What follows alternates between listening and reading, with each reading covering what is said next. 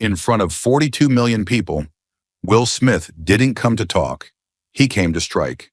He demanded Congresswoman Jasmine Crockett face him live, hoping to shatter her image with cold charm and clever lines. But what began as a trap turned into a reckoning. Jasmine didn't just survive the ambush. She forced Will to confront the very mask he built his career on, revealing the pain he tried to hide behind fame. How did one woman, with no script and no fear, break the silence and break the man who invited her to fall? Stay with us. This is a story worth every second of your time. The lights blasted on like a verdict. Raw truth flashed across the screen in stark white over crimson, a warning more than a welcome. Over 40 million viewers tuned in, drawn by the promise of a rare cultural exchange between Hollywood icon Will Smith and Congresswoman Jasmine Crockett, the razor-sharp voice of Texas. The promos promised honesty, redemption, and dialogue, but the stage told a different story. Bare floor, 2 chairs, no desk, no comfort. Just space built for tension. Will had personally requested Jasmine, an odd choice, unexplained, and now she was stepping into a space not made for balance, but spectacle. No one said it aloud, but everyone felt it. This wasn't a conversation, it was an ambush. Will entered first to thunderous applause. He smiled wide, cracked a joke, waved to the cameras like a man walking back into a kingdom he once ruled. His navy suit gleamed under the lights, every movement practiced. He looked confident, but behind the grin was a man with unfinished business, and Jasmine Crockett was the key to unlocking it. She entered moments later, no fanfare, no smile, just a tailored black suit, steady footsteps, and eyes that held no fear. The crowd didn't cheer, they watched. She sat without hesitation, spine straight, gaze locked. In that moment, the contrast was complete. Performance versus presence. What was meant to be a conversation had just turned into a collision. The silence didn't drift. It tightened. What moments before had felt like tension now calcified into something colder, sharper. Jasmine Crockett sat still as stone, every inch of her posture signaling precision, not passivity. The lights above hummed low, but the charge in the air was electric, and not the kind that fueled applause. This wasn't just a pause between segments. It was the eye of a storm waiting to break. Across from her, Will Smith shifted in his seat with casual ease, his fingers drumming lightly on the armrest like a man warming up to strike. The host tried to maintain the illusion of balance, lobbing a neutral question about fame and public scrutiny. But Will didn't take the bait gently. He took it like a man with a plan. Public pressure? He echoed, grinning. Man, I've lived under the camera. The audience chuckled, half relieved, as if he were slipping back into the safe charm they recognized. But then, without warning, he pivoted, eyes cutting sideways, voice laced with something colder. But what I admire, he said, pausing just enough to weaponize the moment, is how some folks turn every interview, every issue, into a personal crusade. That takes talent. He turned his full attention toward Jasmine now, and the room froze. Tell me, are you always performing, or is that just part of the job? The impact hit fast. Laughter sparked, but not the kind born from joy. It was the nervous, involuntary laugh people give when something goes too far, but no one wants to be the first to say it. Even the host blinked, lips parting slightly as if to interrupt. But Jasmine didn't move. She didn't tilt her head or narrow her eyes. She didn't smile. Her stillness became defiance. Her silence became pressure. Every second she refused to react, the power of the insult bounced back on the one who had thrown it. But Will didn't stop. He doubled down, leaning forward, voice dipped in sugar and steel. Honestly, he said, if I could sell a line with half your conviction in Congress, I would have walked away with 2 Oscars by now. That was no longer innuendo. That was a direct strike. The audience rippled again, shuffling, whispering, unsure of where the line had been drawn or if it had just been shattered. The host cleared his throat, a script in hand, but he knew better than to interfere now. Something deeper was unfolding. The air turned thick. Jasmine still didn't speak, but she didn't have to. Her silence was louder than Will's words. She wasn't absorbing the blow. She was measuring it, calculating. And somewhere between his smirk and her stillness, a line had been crossed, and a reckoning had begun. The silence that followed Will's last jab didn't fade. It pressed down like weight. His smirk lingered, waiting for applause that never came. Jasmine hadn't moved an inch, but the shift in energy was unmistakable. She didn't need a cue or a reaction. Her stillness was the signal. Her presence, sharpened by years of walking into rooms designed to fold her, turned the studio into a courtroom, and Will had just placed himself on trial. She let the silence stretch until it trembled, then spoke. Not with heat or outrage, but with a clarity so controlled it felt like standing inches from a blade mid-swing. Her eyes never wavered. "You call me an actress?" she said, her tone cold and surgical. "You're the one living inside a film with no real script." The effect was immediate. It didn't explode. It imploded. The temperature dropped, breath hitched. Even the cameras hesitated, zooming in but unsure if this was still television or something more primal. Jasmine's voice didn't rise, but it deepened, anchored in something far older than politics or stardom. She leaned forward slightly, not for performance, but for precision. "The difference between us," she said, slicing each syllable with calm, "is that I fight to survive. You fight to stay loved." Her words hit like truth unfiltered, too intimate to be rehearsed, too raw to be dismissed. The audience didn't shift. They froze. No laughter, no breath. Just stillness, broken only by the subtle retreat of Will's expression. His lips parted as if to speak, but the comeback never arrived. For the first time tonight, his timing failed him. And in that hollow pause, it became clear. Jasmine hadn't blocked his attack. She dismantled the stage he thought he was standing on. The weight of Jasmine's last words still hung in the air, like smoke after a controlled detonation. Will had been left exposed, not by outrage, not by scandal, but by something far more dangerous: clarity. The charm in his smile had cracked, the rhythm of his presence disrupted. He leaned forward slightly, elbows resting on his knees as if the gravity of what just happened required a change in posture to withstand. For a long moment he said nothing.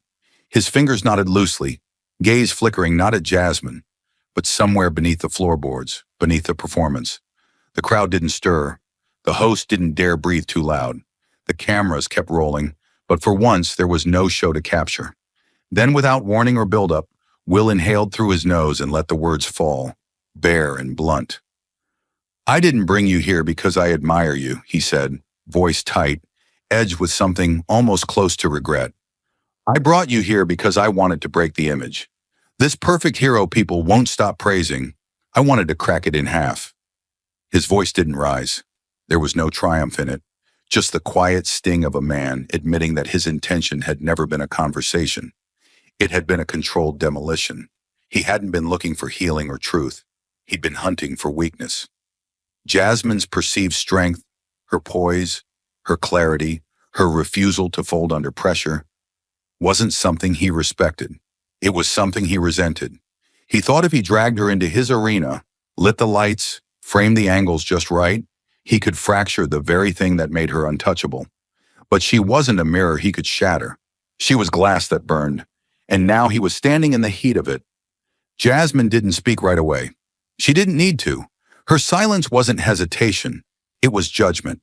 Her expression remained unmoved, but her eyes bore into him, not with anger, but with recognition. She had seen this before. Men who mistook their insecurity for authority, who confused control with courage. Finally, she nodded once. Small, deliberate, surgical. "Thank you for your honesty," she said, her voice low but steady, each word as precise as a courtroom strike. "At last, you're playing the role you were meant to." It didn't come with venom. It didn't need to. The audience didn't erupt. They absorbed it, stunned by the power of a truth delivered without force, without rage, just truth. And for the second time that night, Will Smith had no lines left. The weight of her last line hadn't even settled when Jasmine leaned forward, not to strike, but to reveal.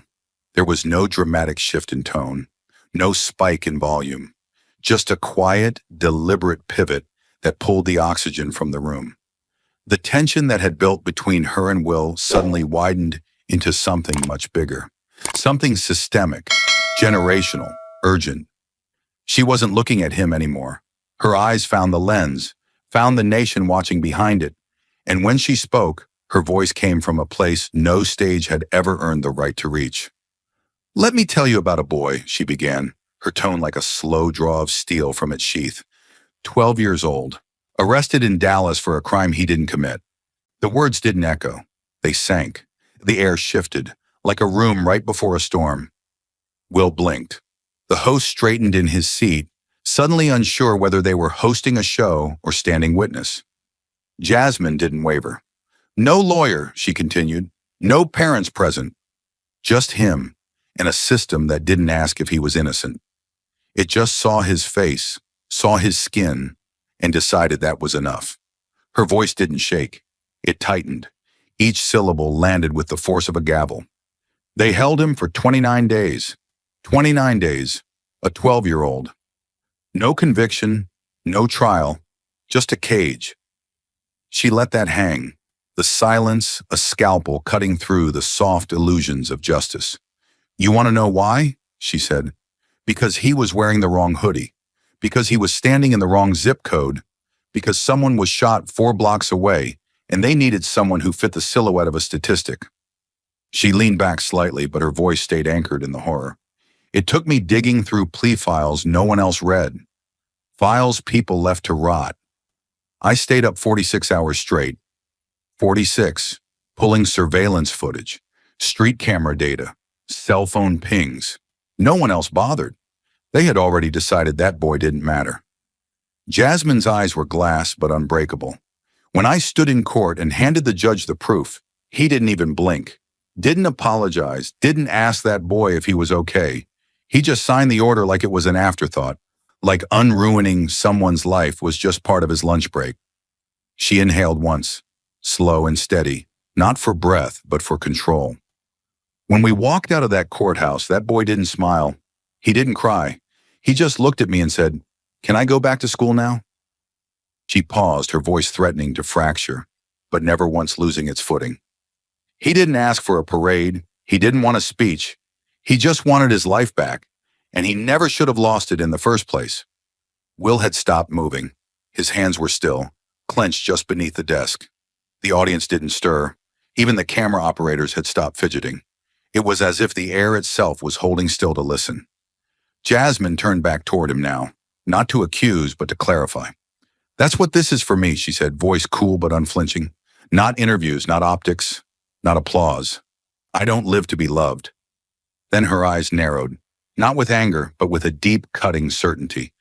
"I live so that people with no voice, no protection, no spotlight, have someone who won't look away." The silence that followed wasn't tension. It was reverence. No one clapped. No one dared. There was nothing performative left in the room, only truth, coiled tight in every syllable she'd spoken. And Will, for the first time since sitting down, looked like a man who'd lost control of the stage entirely. Jasmine hadn't raised her voice, so she hadn't argued, but somehow she'd made the world feel smaller. And everything that came before it, every jab, every setup, suddenly looked hollow under the weight of something real. The silence Jasmine left behind wasn't just powerful. It was radioactive. It pulsed through the studio, through every unspoken thought, through every viewer glued to their screen. For a few long seconds, no one moved. Not the host, not the crew, not even Will. Her story had landed with surgical precision, and it had emptied the room of any performative energy. But then, like a reflex he couldn't suppress, Will broke the stillness. Not with insight, not with humility, but with a laugh. It wasn't loud, it wasn't joyful. It was tight, defensive, and hollow. The kind of laugh that doesn't come from amusement, but from discomfort dressed as control. He shifted in his chair, leaned back as if to reclaim ground that had already crumbled beneath him, and shook his head slowly. "Sounds noble," he said, with a smile too thin to hide the strain behind it. His voice had dipped an octave, not deeper in sincerity, but in the calculated smoothness of someone slipping back into a mask. "Real noble, but let's be honest. The phrase hung there like bait, daring the audience to lean in, daring Jasmine to brace. People don't love you because you speak truth to power. They love you because you say what they want to hear. He said it softly, but there was nothing soft about it. The tone was surgical, an attempt to recast Jasmine not as a fighter, but as a performer in a different kind of spotlight. Not a leader, but a crowd pleaser. The implication was clear, that her convictions weren't courage, but choreography. The audience didn't erupt. They didn't know how to react. The laugh he'd expected never came. Instead, a murmur rippled through the space, a subtle shift in weight, an exhale caught in throats. He wasn't accusing her of lying. He was accusing her of convenience, of being clever enough to say exactly what would win applause without risking the cost of alienation. But it was a dangerous game he was playing, because in those few seconds, Will had stepped beyond critique and into something far older, far sharper. He had entered the same territory that countless men in power had used to dismiss, diminish, and distort women who dared to speak louder than their assigned roles. And Jasmine Crockett didn't play assigned roles. Not in courtrooms, not in Congress, and certainly not on a stage someone else had built to watch her fall. The moment settled like fog just before a downpour. Will's last jab still lingered in the air, subtle, calculated, dismissive. But Jasmine didn't rush to answer. She didn't lean back. She didn't flinch. Instead, she stared at him with an unsettling stillness that made the audience stop breathing. Her silence wasn't indecision. It was timing, precision, a measured pause before the blade drops. Her eyes held his not with anger, but with something far more dangerous for a man like Will Smith. Dissection, not of his career, of his need.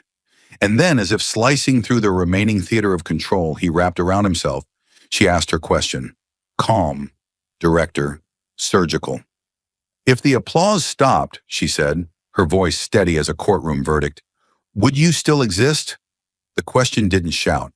It didn't accuse. But it detonated in the center of the room like a pressure bomb.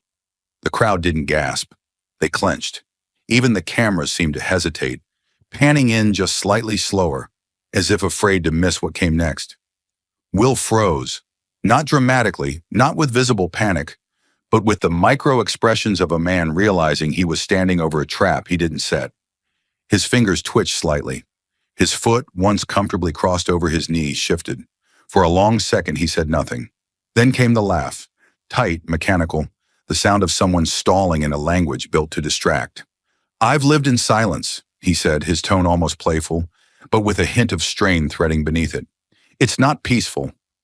He wanted it to sound dismissive, like he was brushing her off with charm. But the words didn't land that way. They landed brittle, defensive. And Jasmine didn't need to raise her voice to cut through it. She let his answer sit for exactly one heartbeat too long, enough time to strip it of all pretense, and then she responded with a calm that was colder than fury.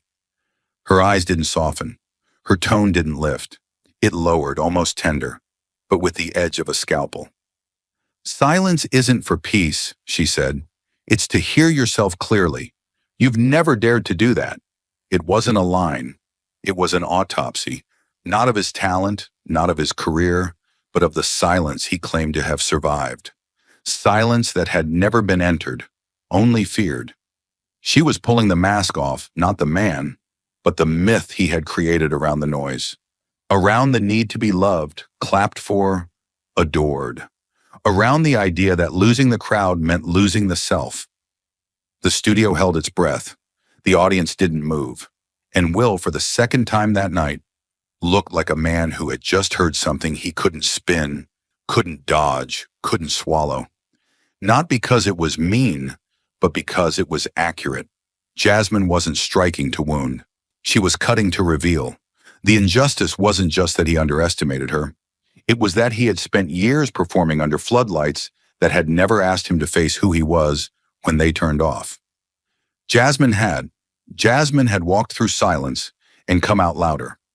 Jasmine had stood in front of boys discarded by the system and spoke when no one clapped. She didn't need the applause. She needed the truth. And in that one exchange, she revealed the cost of Will's entire identity, not in mistakes made, but in the silence never faced. He'd lived for the crowd. She had lived in spite of one. And now, stripped of everything but her voice, Jasmine Crockett had turned the concept of visibility into a mirror, one Will could no longer look away from. The weight of Jasmine's last line, "You've never dared to do that," still hung in the studio like a blade suspended midair. Will hadn't responded, not with a laugh, not with charm, not with the calculated disarmament he'd used so effectively for years. Instead, something shifted in him, something raw and reactive. The stillness between them was no longer silent. It was suffocating. His shoulders tensed, his gaze sharpened, and his voice returned, no longer dipped in sugar, but laced with steel. "You keep saying I'm performing," he said, leaning forward, the heat in his tone no longer subtle. "But you're a politician. You sit in a room built for showmanship. Let me ask you something." He paused, his words heavy with challenge. "Is anyone in Congress actually being real?" The accusation hit like a punch thrown from desperation, not precision. It wasn't crafted to open dialogue. It was aimed to undermine. It was a deflection disguised as a question. The audience stirred, some crossing their arms, others narrowing their eyes. The air felt tighter, hotter. What Will was doing wasn't new. It was familiar. When men like him feel cornered, they go for the throat by trying to drag their opponent into the same mud they're drowning in. If he could make Jasmine just as performative, just as calculated, then he didn't have to face what she had exposed in him. But Jasmine didn't blink. She didn't take the bait. She had heard that question before, asked in different rooms with different suits, by different voices who all trembled the same when faced with a woman who didn't flinch. She tilted her head just slightly, her hands resting gently on the arms of her chair.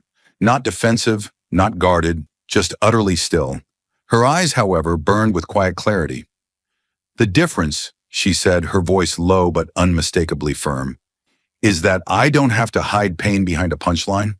The line wasn't delivered for applause. It was a scalpel made of truth. There was no smugness in her tone, no satisfaction, just the cold, clear line between what she carried and what Will refused to face. That was the moment the audience truly quieted, not out of respect, but recognition. They had all seen it. Will's habit of smiling through shame, laughing through discomfort, performing his way around anything that resembled accountability. And now she had named it. Not with cruelty, but with clarity. A man who deflected with charm and disarmed with humor had finally been told that the very tools he used to survive were also the ones keeping him from himself. Will's posture changed. He leaned in, but it wasn't with curiosity, it was with tension. His face tightened, the space behind his eyes flashing something far less controlled. "You think you're better than me?" he asked, his voice harder now, a line crossed that had little to do with debate and everything to do with ego. It wasn't just a question, it was a challenge, but beneath it was a different kind of tremble. Not fear, not rage, something closer to recognition, like he had just seen, for the first time, what it meant to lose control in a room built for performance. Jasmine didn't move. She didn't respond with volume. She didn't flinch from the heat. That was the power of someone who had already survived worse than a man's wounded pride on national television. She knew where real battles were fought, and this was just a stage. Will hadn't rattled her. He'd revealed himself, and the more he tried to claw his way back into dominance, the more obvious it became that he wasn't in control anymore.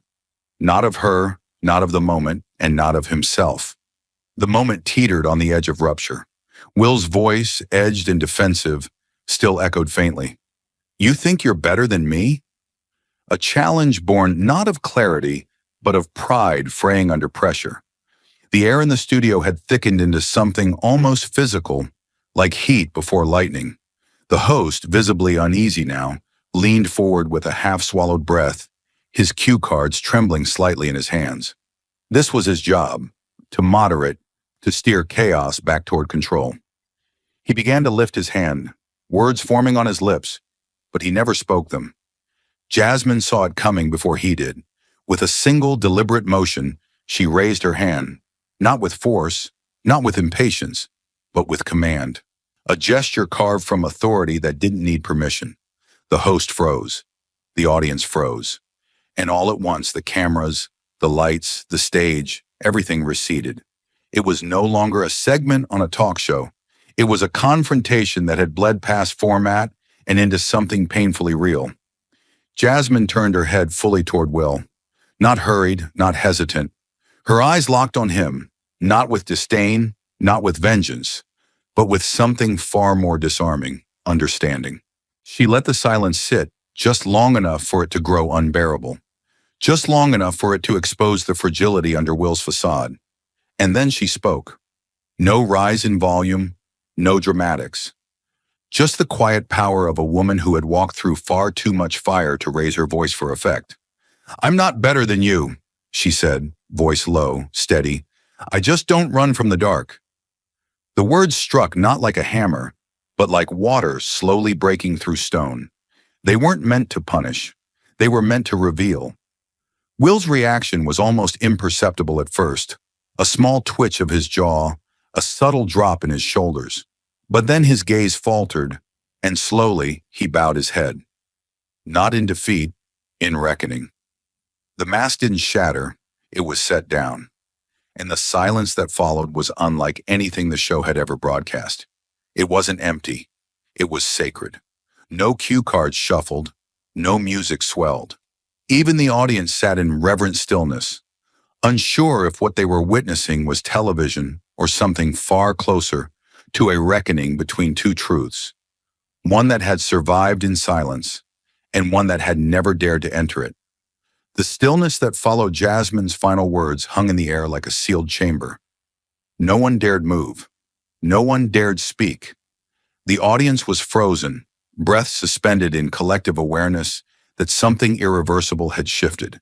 And Will, once the man who owned every room he walked into, sat smaller now, quieter. His hands had fallen to his lap, fingers unclenched, shoulders no longer squared for battle. His posture no longer performed. It surrendered. He didn't look up. His voice, when it came, didn't try to reclaim the moment. It emerged like something he'd swallowed for years, finally too heavy to hold.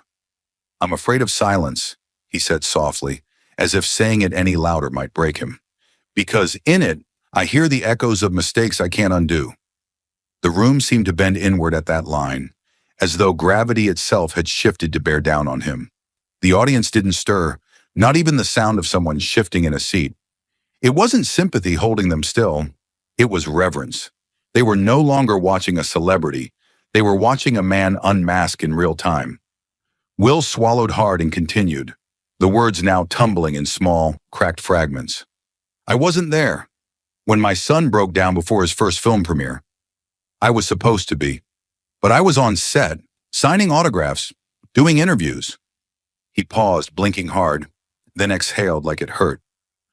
"I've missed birthdays, first games, first heartbreaks, always chasing some version of success I thought would make the guilt stop growing." His voice caught in his throat. He shifted slightly in his seat, not to compose himself, but because the weight of the memories had begun to physically press down on him. "And after the Oscars, after that night," he said, staring at a point far beyond the studio, "I didn't sleep, not really. I'd close my eyes and hear it again. The smack, the silence, the way the world just flipped and didn't flip back." His hands trembled slightly now, resting on his thighs, fingers twitching like they wanted to form fists but couldn't summon the strength. "People say redemption is about owning what you did," he said, "but they never talk about what it feels like to be alone with it." He let the words drift off, not for drama, because there was nothing more to say in that moment. The crowd sat stunned, held not by pity, but by the terrifying honesty of what had just been offered to them. A man who had spent decades perfecting his image had finally admitted that behind the frame was something broken, irreparably so. "You lie to yourself long enough," he murmured, almost to himself, "and one day you wake up, and you're not even sure your kids are proud of you, or scared of becoming you." Still, Jasmine didn't move. She didn't jump in to comfort him or rescue the moment with softness. That wasn't what this required. It required presence. And that above all was what she gave. She didn't nod. She didn't blink. She held, not the man, the moment. She held the weight of his pain with the kind of silence that doesn't judge. It witnesses. That was the difference.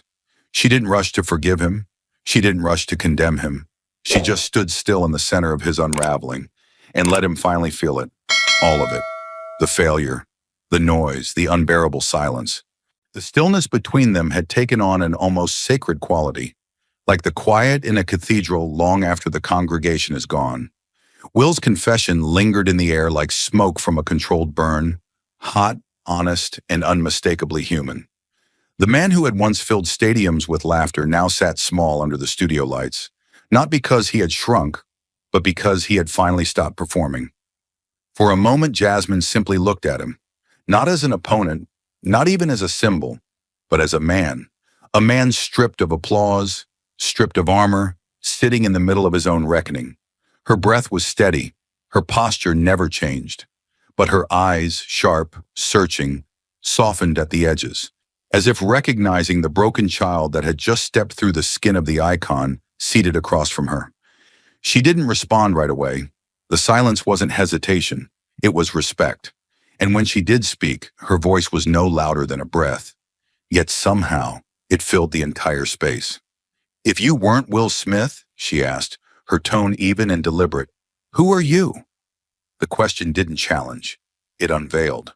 It wasn't a line meant to sting, but one meant to cut clean through the scaffolding he'd built over decades. Will's eyes fluttered briefly, his head bowing again, not in shame, but in search. He didn't speak for a long beat, and when he finally did, his voice was thin, almost translucent. "I don't know," he admitted, each word dragged up from someplace raw. "Maybe just a kid who only knew how to perform to be held." The sentence landed not with a thud, but with a soft, devastating weight. No one in the audience moved, not a single shuffle of feet, not a single throat cleared. They weren't watching a celebrity anymore. They were watching a man who had lived so long inside applause that he no longer knew what silence without performance was supposed to feel like. The mask he had worn for decades wasn't shattered. It had been set down, one word at a time. Will didn't look up. His gaze was fixed on a point that wasn't in the room. Somewhere years behind him, somewhere in a living room where no one clapped when he cried, or a school hallway where jokes were safer than truth. His jaw trembled slightly, not from Will Smith was crying, not stage crying, not actors crying, not even the calculated vulnerability of someone looking to reclaim public affection.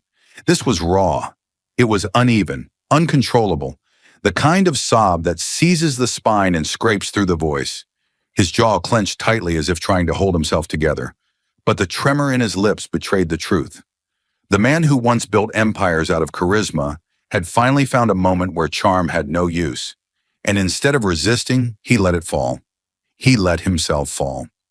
He didn't bow his head for effect, didn't look toward the camera, didn't seek pity. His gaze dropped to the floor, unfocused, not in shame, but in exhaustion. The kind that comes when you've carried a version of yourself for so long, you've forgotten what it feels like to be real. His shoulders, always squared for cameras, now slumped inward. His hands, once used to gesture and perform, now rested limply on his thighs.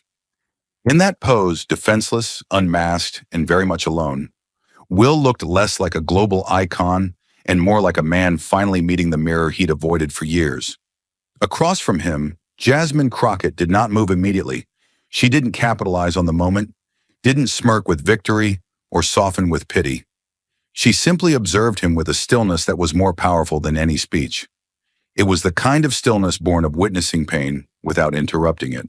Her hands remained folded in her lap, her body tilted ever so slightly forward, as if leaning into the silence. The firebrand who had sliced through the debate with verbal precision now chose something far more dangerous: compassion with boundaries. But then she stood. Not abruptly, not ceremoniously, just slowly, as if moved by something internal and ancient, something that said, "This is not a victory. This is a reckoning." She stepped forward, the echo of her heels muted by the studio's weighted hush. There was a calmness in her movement, but not hesitation. Each step felt deliberate, as if closing the space between them wasn't just physical, it was symbolic. She was crossing the battlefield, not to conquer, but to acknowledge the fallen. She reached him. For a moment she stood by his side without touching him, giving him a choice, and then gently she placed a single hand on his shoulder. Not to fix, not to forgive, just to be there. The touch wasn't dramatic. It wasn't even visible to half the audience, blocked by the angle of the camera. But for those who saw it, it was unforgettable. An image that would be replayed on millions of timelines, dissected in commentary, frozen in stills.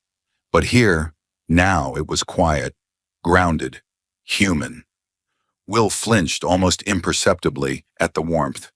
It was as if his body had grown unused to kindness that asked for nothing in return. His hands twitched, then steadied.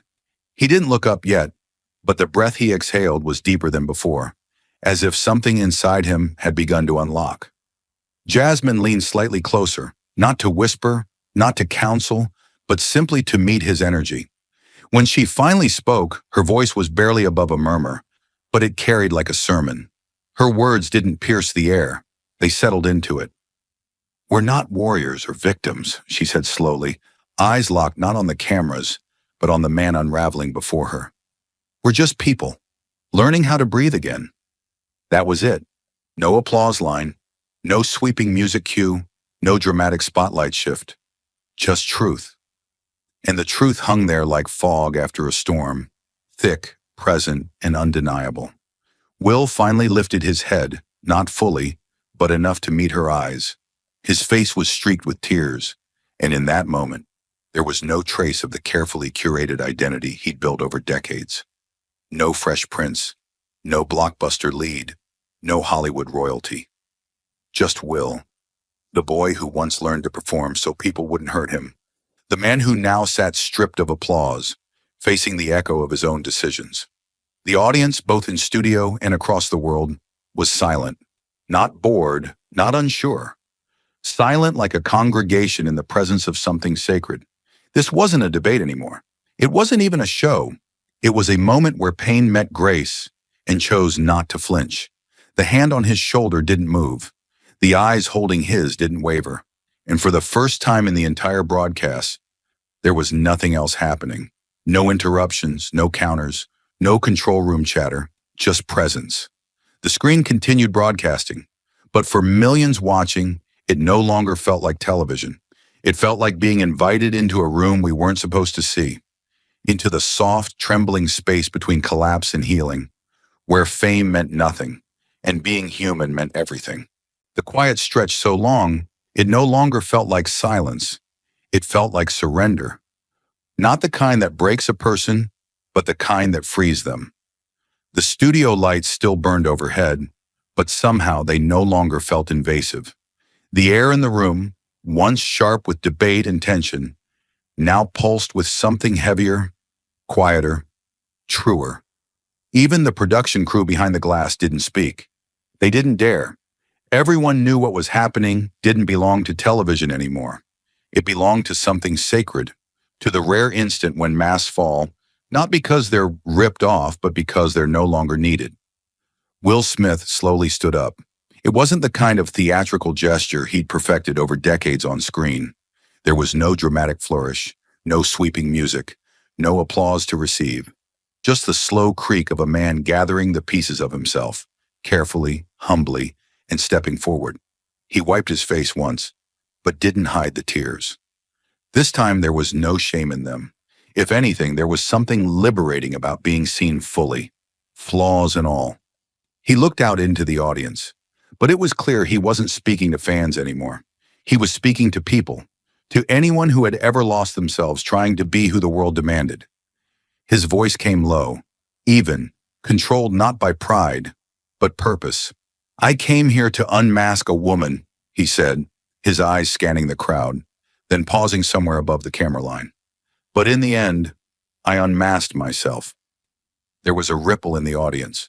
Not applause, not murmurs, just the collective movement of people sitting straighter, breathing deeper, absorbing what had just been said. Will didn't rush to continue. He let the words hang in the air like smoke from a long-buried fire finally extinguished. He turned to Jasmine Crockett. There was no irony in his eyes now, no edge, no performance. just exhaustion and gratitude. And something else. A quiet respect forged not in agreement, but in exposure. The kind of respect that can only grow between two people who have seen the most vulnerable parts of each other and didn't look away. "Thank you," he said, voice rough with truth, "for not clapping." That last line landed like a quiet thunderbolt, a sentence so simple it might have been missed, if not for its devastating clarity. He wasn't thanking her for kindness. He wasn't thanking her for forgiveness. He was thanking her for restraint, for choosing not to validate the performance, not to reward the spectacle, not to join the world in cheering him back into his mask. Jasmine didn't smile. She didn't cry. She just nodded once, solemnly, an acknowledgement, not a victory. Her hands remained at her sides, calm, steady. In her silence, there was more power than any standing ovation could offer, because what she gave him was something far rarer: space.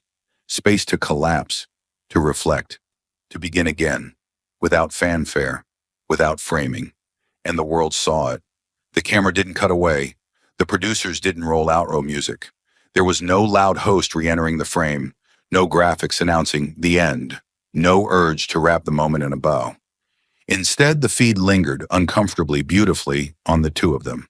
A man undone, a woman unmoved, both standing not as hero and villain, not as star and politician, but simply as humans who had told each other the truth and survived it. No music played, no clapping began.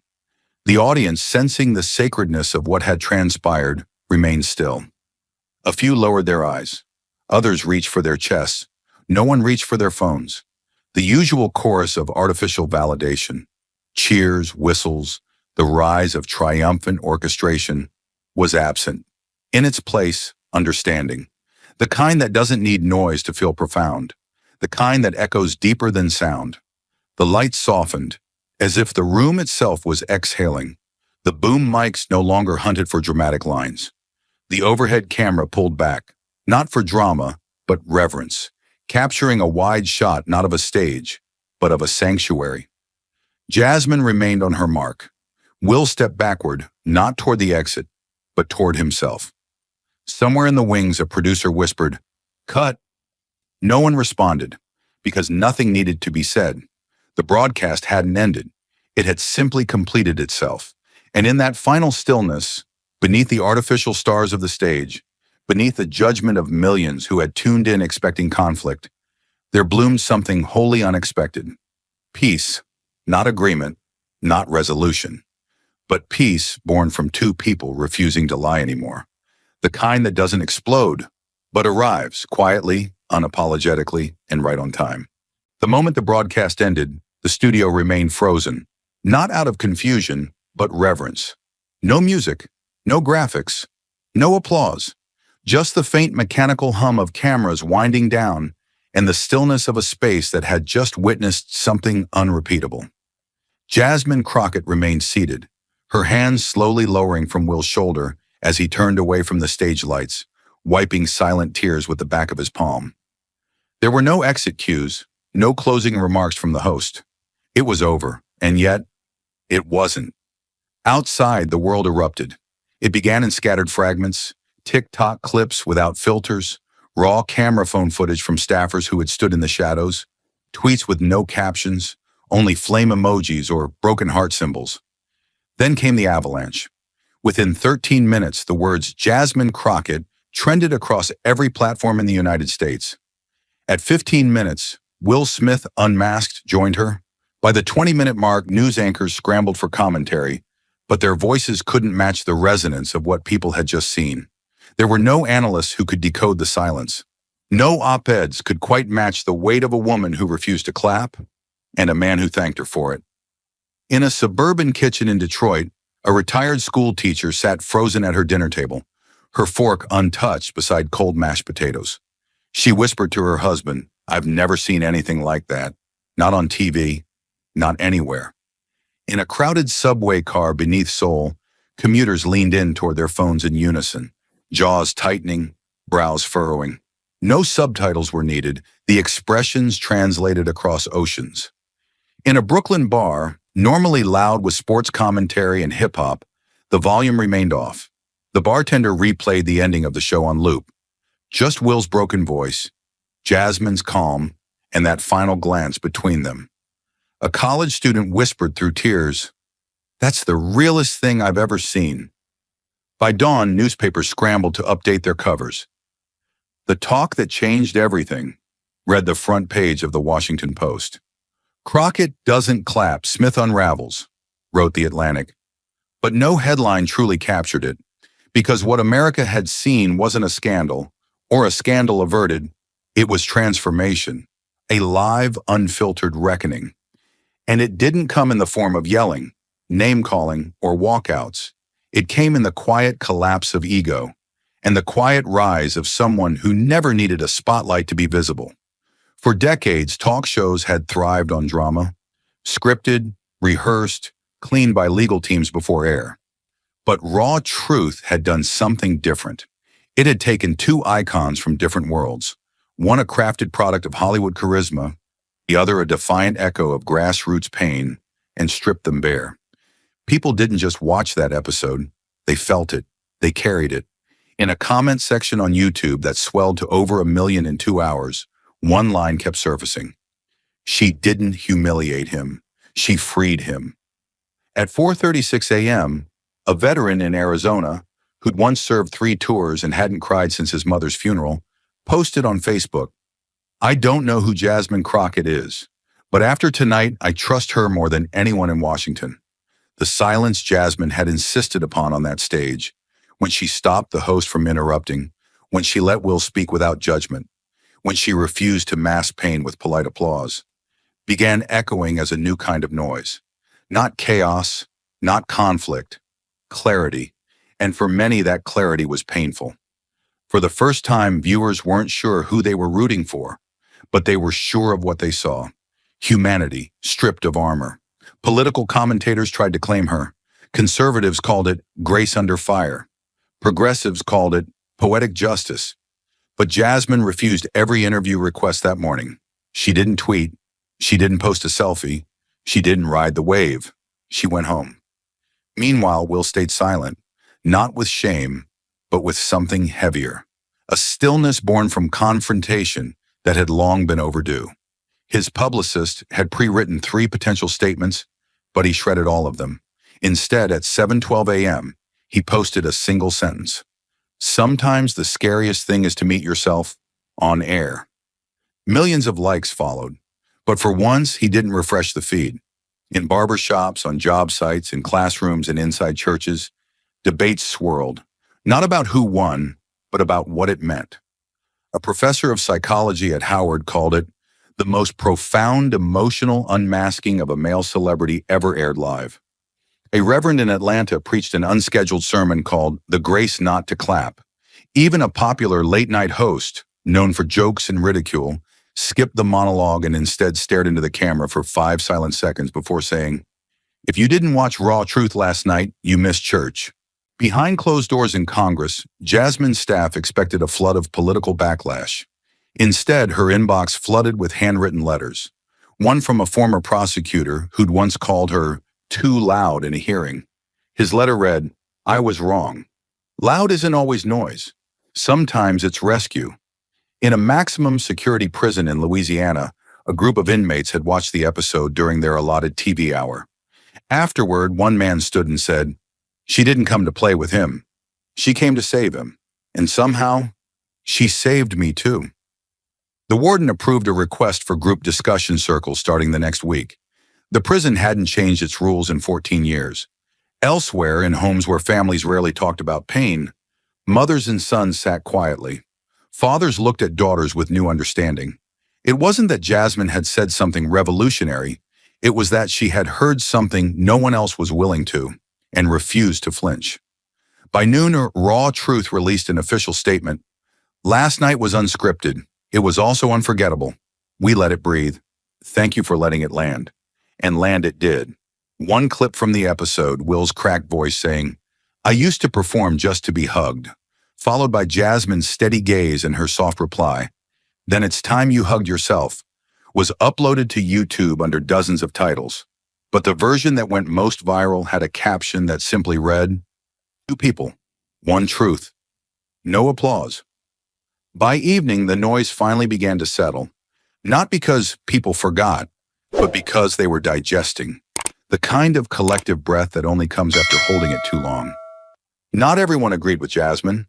Not everyone forgave Will. But for one moment, across a fractured country, people weren't choosing sides. They were choosing stillness. And in that stillness, the roar began. It wasn't audible in decibels. It came in the shift of perception, in the way people began to question the necessity of mass, the price of applause, the burden of always performing, whether on screen or in the Senate chamber. It came in teachers changing lesson plans to discuss emotional literacy, in therapists reporting spikes in men requesting appointments, in parents telling children, "You don't have to be perfect, just real." The episode was rebroadcast that night. No edits, no commentary, just as it aired.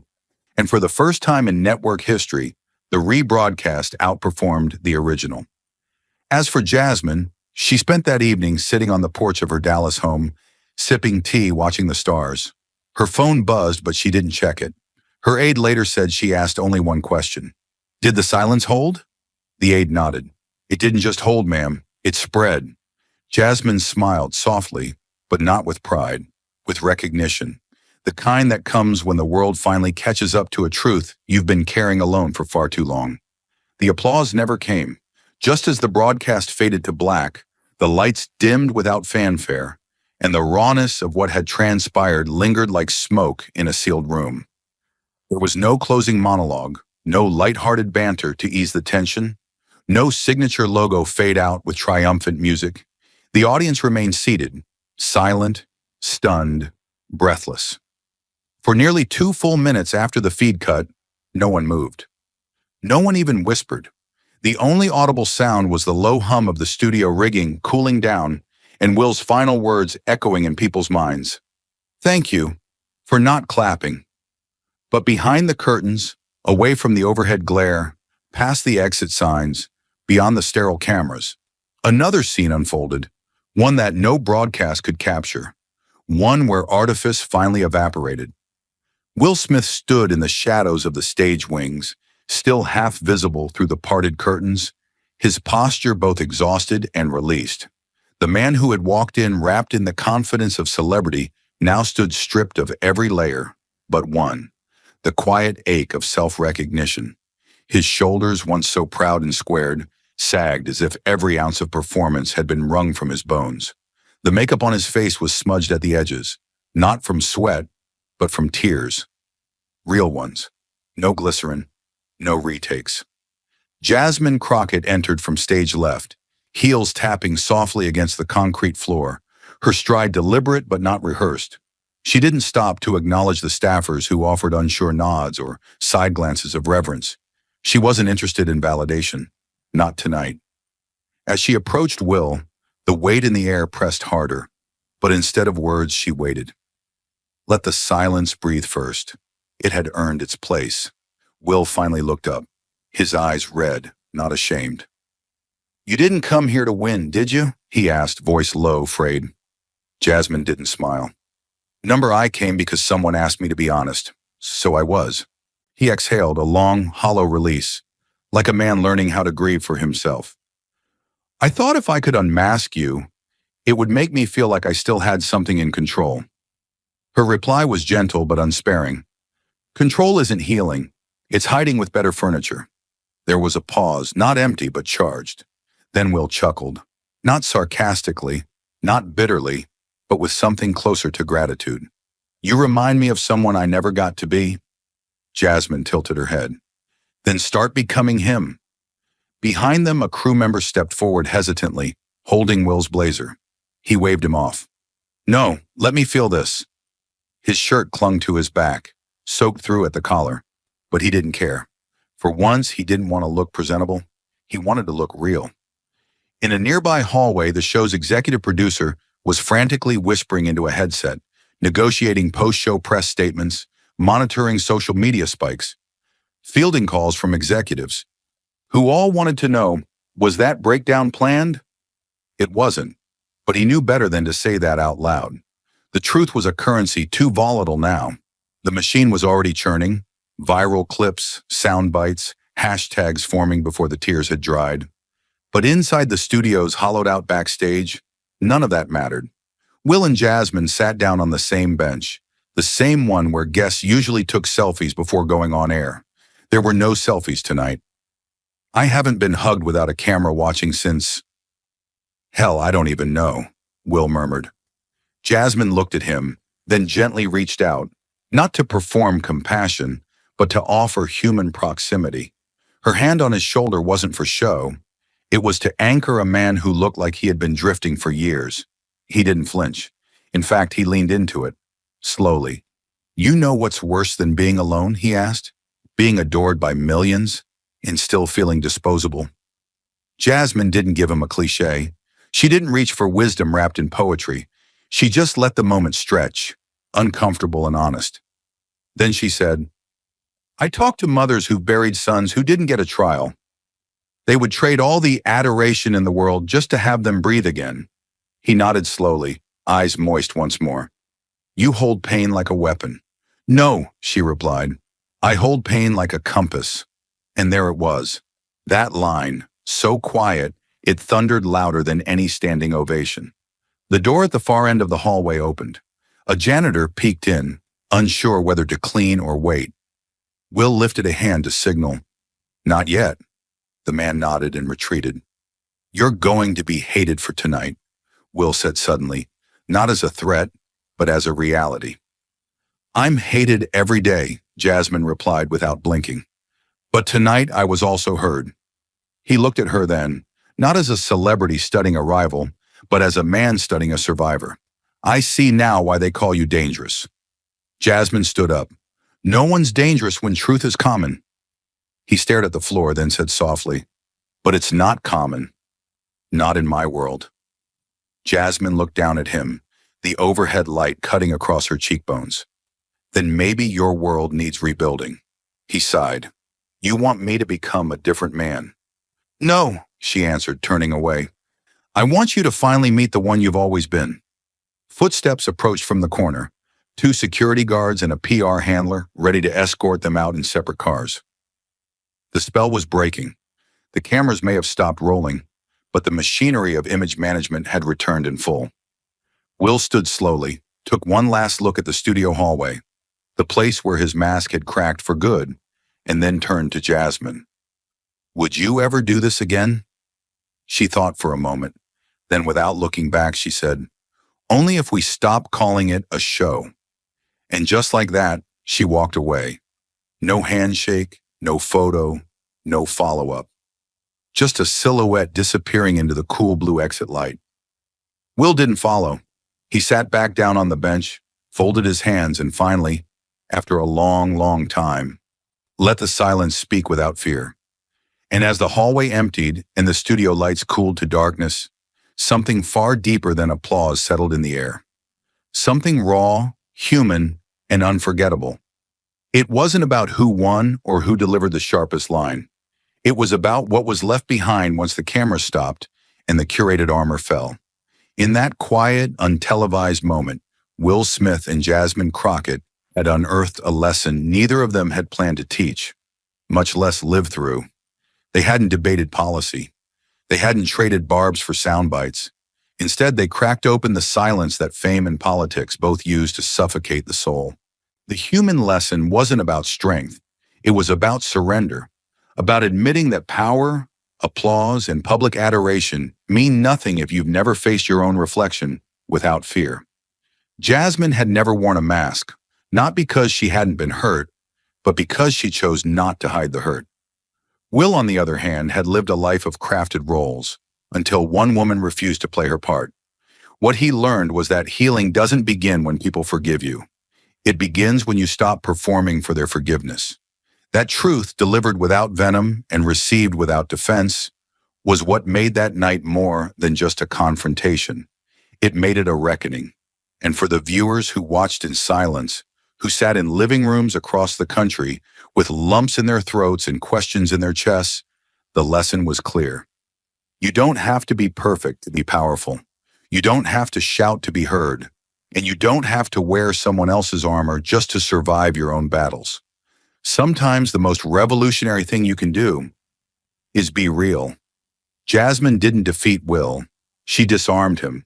And in doing so, she reminded a nation addicted to performance that humanity is not weakness. It's the only fight worth showing up for. That night didn't end with a winner. It ended with the truth. And that, more than applause, was the sound the world needed to hear. Thank you for watching until this moment and for standing with us on this journey for justice. Your support means everything. Like, subscribe, and turn on notifications so you never miss what's next. And we'd love to hear your thoughts. Leave a comment below and let us know what moved you most in this story. Together, our voices make a difference.